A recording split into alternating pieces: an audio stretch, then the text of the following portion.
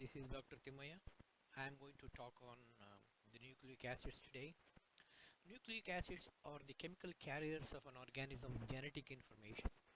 Coded in an organism's deoxyribonucleic acid, which is the DNA, is all the information that determines the nature of the organism, be it a dandelion, goldfish, or a human being. DNA contains the blueprint for every protein in the body. DNA, chromosomes, and genes. When a cell is not dividing, its nucleus is occupied by chromatin, that is DNA, deoxyribonucleic acid, twisted around organizing proteins known as histones.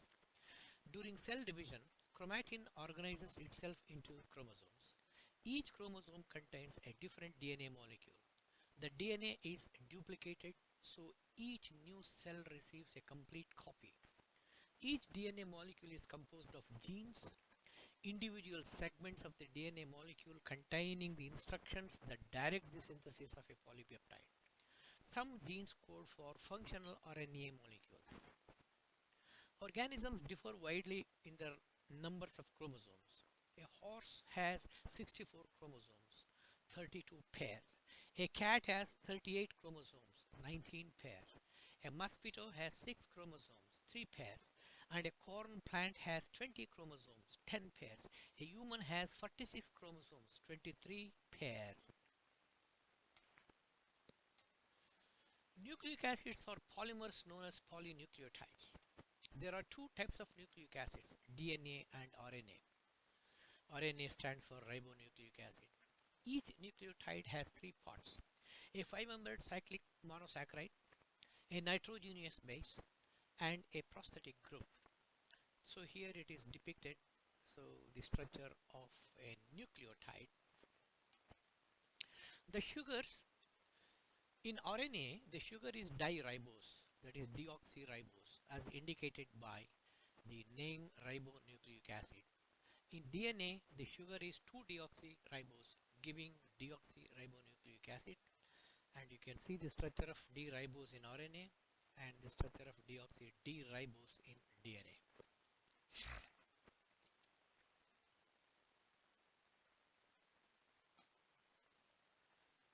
The sugar plus base we call nucleoside.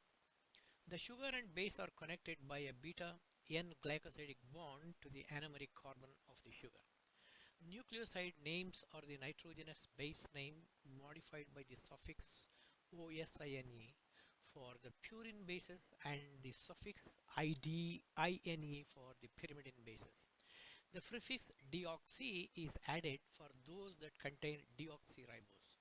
To distinguish atoms in the sugar ring from atoms in the base ring or rings, numbers without primes are used for atoms in the base and numbers with primes for atoms in the sugar. So nucleotides are named by adding 5' monophosphate at the end of the nucleoside name. Nucleotides containing ribose are ribonucleotides. Those that contain 2-deoxy-D-ribose are deoxyribonucleotides, designated by leading their abbreviations with a lowercase d. Phosphate groups can be added to any of the nucleotides to form diphosphate or triphosphate esters. These esters are named with the nucleoside name plus diphosphate or triphosphate. So these are the bases, the nucleosides and nucleotides in DNA and RNA. You please go through this. Adenine, guanine, cytosine, thymine, they are in DNA. In RNA, adenine, guanine, cytosine and uracil. And you please read the corresponding nucleosides and nucleotides in both RNA and DNA. The summary of this is nucleoside, nucleotide and nucleic acid composition. What is a nucleoside? A sugar and a base. Nucleotide, a sugar, a base and a phosphate group. DNA, deoxyribonucleic acid, a polymer of deoxyribonucleotides. Sugar is 2-deoxy-D-ribose. The bases are adenine, guanine, cytosine and thymine. RNA, ribonucleic acid, a polymer of ribonucleotides. The sugar is D-ribose. The bases are adenine, guanine, cytosine and uracil. The structure of nucleic acid chains. The nucleotides in DNA and RNA are connected by a phosphate diester linkages between the OH group of the C3' of the sugar ring of one nucleotide and the phosphate group on 5' of the next nucleotide. The structure and function of nucleic acid depend on the sequence in which the nucleotides are connected. The sequence of nucleotides in a nucleic acid chain is read by starting at the 5' end and identifying the bases in the order of occurrence. So if you look at the structure here now, the 5' end and the 3' end, this is the actually how these different the nucleotides are connected to one another through phosphorus oxygen ester linkage. This is exactly more or like there is a structure in comparison to the protein as well as the nucleic acid and the side chains. A protein will have what a peptide bond, a CONH, CONH, CONH. Here in the nucleic acid you can get the 5' and to the 3' end phosphate sugar, phosphate sugar, phosphate sugar, etc. Base pairing in DNA. This is the Watson-Crick model of the DNA. Analysis of the nitrogenous bases in DNA samples from many different species revealed that the amounts of adenine and thymine were always equal and the amounts of cysteine and guanine were always equal. The proportions of each A/T ratio G/C vary from one species to another. This is so Chargaff's rule, and it suggests that the bases occur in discrete pairs. In 1953, James Watson and Francis Crick proposed a structure for DNA that accounts for the pairing of bases and the storage and transfer of genetic information. According to the Watson-Crick model, a DNA molecule consists of two polynucleotide strands coiled around each other in a helical screw-like fashion. The sugar phosphate backbone is on the outside of the right-handed double helix and the heterocyclic bases are on the inside, so that a base on one strand points directly towards a base on the second strand. And this is very neatly depicted in this picture. Please go through this. And this will tell you thymine and adenine are the complementary bases, cytosine and guanine are complementary to one another, how they are connected through hydrogen bonds. The stacking of hydrophobic bases in the interior and the alignment of the hydrophilic groups on the exterior provide stability to the structure. Each pair of bases in the center of the double helix is connected by a hydrogen bonding. Adenine and thymine form 2 hydrogen bonds and cytosine and guanine form 3 hydrogen bonds. The pairing of these bases is complementary. Whenever a thymine occurs in one strand, an adenine falls opposite in the other strand. Whenever a cytosine occurs in one strand, a guanine falls opposite it on the other strand.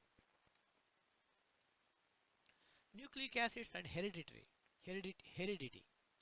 Duplication, transfer and expression of genetic information occur as the result of three fundamental processes. They are replication, transcription and translation. Replication is the process by which a replica or identical copy of DNA is made when a cell divides so that each daughter cell has the same DNA. Transcription is the process by which DNA is read and copied. The products of transcription are ribonucleic acids, which carry the instructions stored by DNA to the sites of protein synthesis. Translation is the process by which the messages carried by RNA are used to build proteins. Replication of DNA.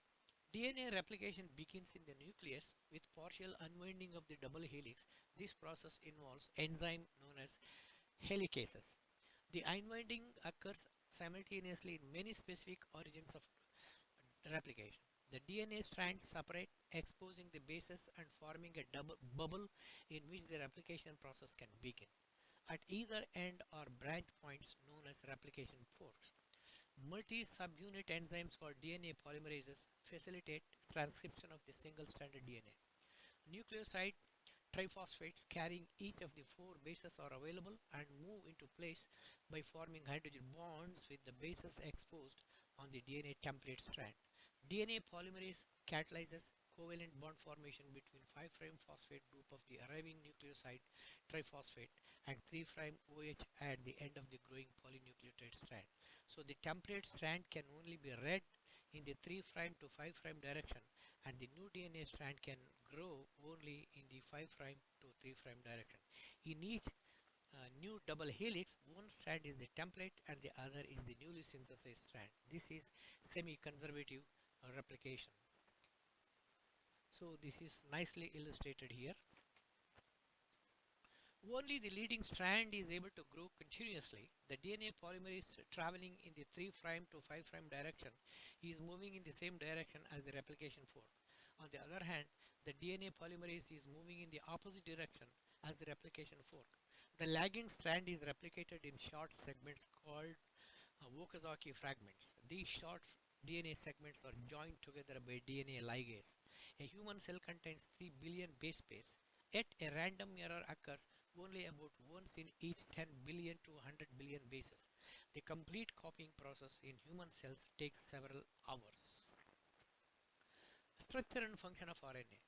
The three types of RNA make it possible for the information carried by DNA to be put to use in the synthesis of proteins.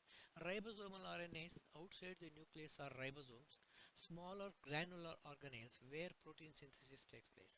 Each ribosome is a complex consisting of about 60% ribosomal RNA or RNA and 40% protein, with a total molecular mass of approximately um, so 5 million atomic mass unit. Transfer RNA, tRNA, are smaller RNAs that deliver amino acids one by one to the protein chains growing at ribosomes. Each transfer RNA carries only one amino acid. Messenger RNAs, mRNA, carry information transcribed from DNA. They are formed in the nucleus and transported to the ribosomes where proteins are synthesized. They are polynucleotides that carry the same code for proteins as does the DNA. Translation, transfer of RNA and protein synthesis. Protein synthesis occurs at ribosomes, which are located outside the nucleus in the cytoplasm of the cells. mRNA binds to the ribosome. Amino acids are delivered one by transfer RNA molecules. Amino acids are joined into a specific protein by the ribosomal machinery. Every cell contains more than 20 different transfer RNAs, each designated to carry a specific amino acid. A transfer RNA molecule is a single polynucleotide chain held together by regions of base pairing in a partially helical structure like a clover leaf. In 3 dimensions, the transfer RNA molecule is L-shaped. So this is a brief talk on the nucleic acid in particular. Please read this and definitely it will help you. Thank you very much.